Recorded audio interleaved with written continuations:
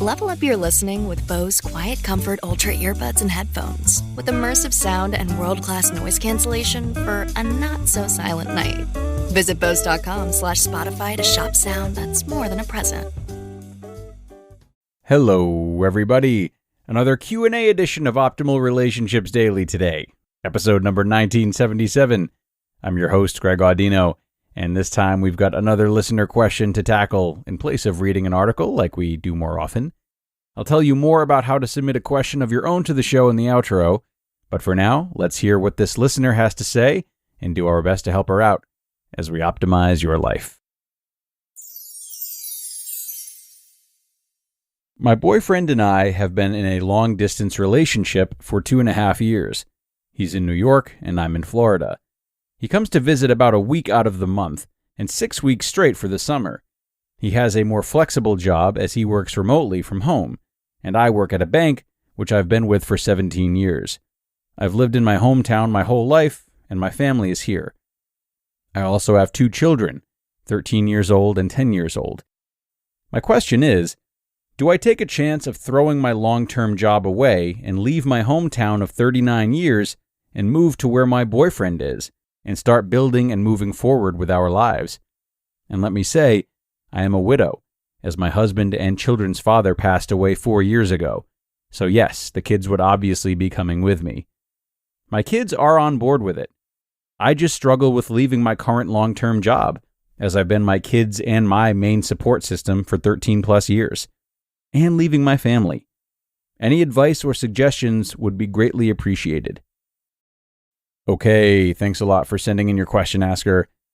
That's an awful lot of change on the table for you right now, and I can see the practical approach that you're naturally falling into. I can see why you're considering this from the standpoint of your job, the stability that comes with that, and the ability to provide for your kids. And there are definitely practical moves that you can make to find some clarity right now, too. You know, you could go up there for a week or a month and see how it feels. You could talk to him about moving down to you, which might be easier given that his job is remote. And of course, you need to pay attention to what efforts he's willing to make for you, if need be. You could ensure that you get hired at a bank or somewhere similar up there before committing to a move. So, these ideas and more can help you shuffle things around on the outside, which can go an awfully long way. And at the end of it all, your family would still be there for you in Florida if you need emotional support or if you choose to go back. So, don't overlook your practical instincts here. They're good. But, if you've been listening for a while, which it sounds like you have based on some of the other contents of your email, you know that I am not going to skip past the incredible amount of feelings underneath the surface right now. So let's talk about them. To me, what this is really about is the potential departure from safety and structure. The place, the people, and the work that have been such cornerstones for you for many years, all of which I can only assume you and your kids have come to rely on even more since your husband's passing. Amidst such devastating changes, it's often the steady mundanities of life continuing to remain in place that help us feel some sense of normality and comfort. And for this reason, I think it's vital for you to deeply question the roles that your town, your family, and your job are playing for you right now, and how those roles match up against your feelings for your boyfriend. So first of all, do you stay put because you want to, or because you're afraid not to? Do you love the town you're in? Do you love having family close by? Do you love your work? Or is it just more soothing to have them around? And in reality, they're really just crutches and have been since before or after your husband's passing. And mind you, it is very rare to be 100% on the people, places, and work in one's life. It's impossible probably. If we were always moving things around in our lives until each of these categories had a perfect score, we'd probably spend very little time actually living and making meaningful sacrifices. But it is up to each of us to find the middle ground and ultimately be able to say, my life looks this way because I truly want it to. or my life looks this way because I'm afraid to make changes. And it's messy. Some areas of life might look great, others might be lacking, and we need to address them. But we can basically boil it down to whether or not we are making active or reactive choices with the time we're given, choices based in love or in fear.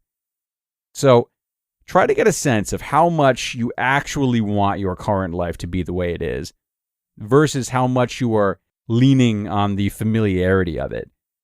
And then think about how these feelings relate to your partner and the decision to move up to New York with him. So what about this guy?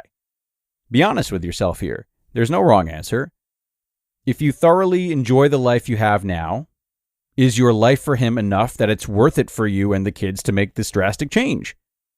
When you imagine yourself with your absolute dream scenario Prince Charming, do you feel like you'd make these sacrifices with more confidence, or would it still be complicated? Or are you considering making this change maybe just because it's been 2.5 years and you just feel like you should? Or let's say the life you have for yourself right now is more reactive and you actually aren't that crazy about it, but rather are nervous to make changes. So there's nothing wrong with that. We've all found ourselves in this place before. But it doesn't mean that making any change is the right choice either. For example, if you are ambivalent about your life as it is, and you more look to it for a sense of safety, leaving it would not necessarily be the healthiest choice if you aren't truly in love with this man and simply want to just jolt yourself into feeling more alive or moving forward with your life, as you put it. Moving forward in life doesn't always have to be a big show in which you upheave everything. You can make meaningful inner changes while the outside scenery generally stays the same sometimes.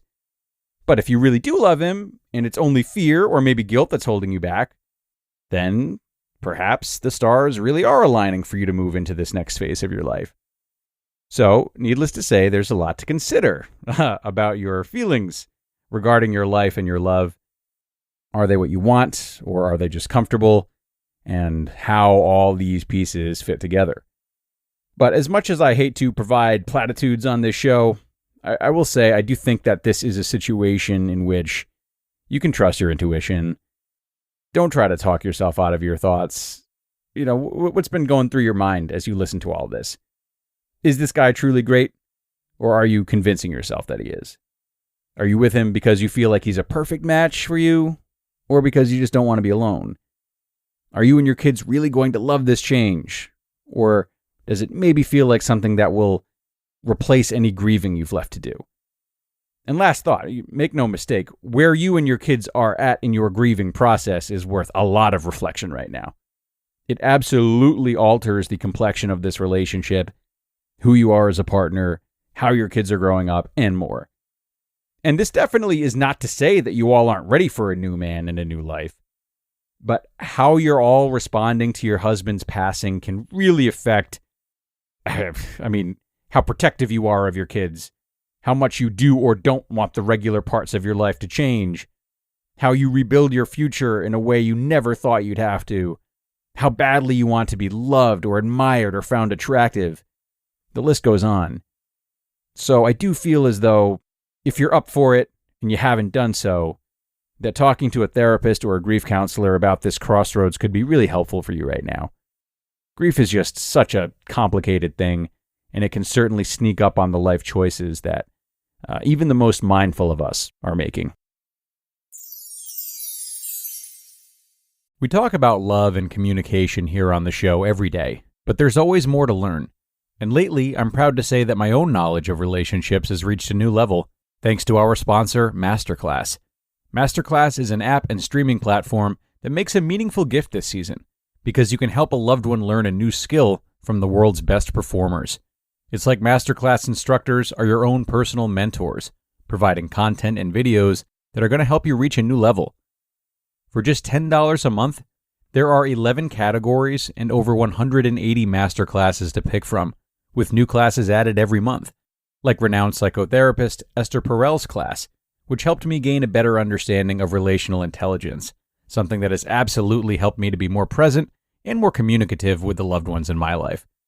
So, this holiday season, Give one annual membership and get one free at masterclass.com/optimalrelationships. Right now, you can get 2 memberships for the price of one at masterclass.com/optimalrelationships. masterclass.com/optimalrelationships. Offer terms apply. This show is sponsored by Regain Couples Therapy by BetterHelp. Whether you're in the honeymoon phase or partners for life, perfectly content with your partner or going through a rough patch, setting aside time to listen to each other and work through conflicts can transform your relationship. And I can tell you from experience that sometimes the best place to learn how to be the listener or communicator that your partner needs is in therapy. If your relationship is having ups and downs, or you simply want to work on yourselves together, consider giving Regain a try and see how your relationship can improve, no matter what stage you're at.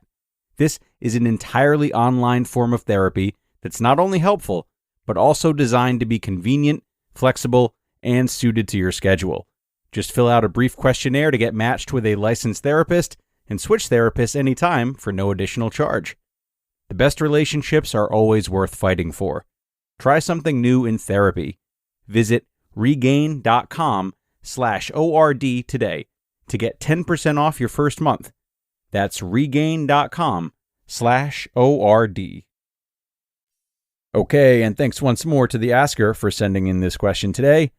As always, it is truly humbling to be trusted with questions like these, and inspiring also to see how many of you are doing the work that you need to do to tackle these very difficult situations that so many of us find ourselves in at any given moment. I appreciate you doing that work, asker, and I appreciate the same in anyone choosing to reach out for help. So if you are listening right now and feel as though something is on your mind and it could benefit you to send your question into the show, it is highly encouraged. Just email it in to advice@oldpodcast.com, advice@oldpodcast.com. You'll definitely hear back, and I would love to talk with you. But that is going to bring us to the end for today, everyone. I appreciate you all being here and supporting our asker in this tough time. And be sure to come on back tomorrow for more ORD content. That's where your optimal life awaits.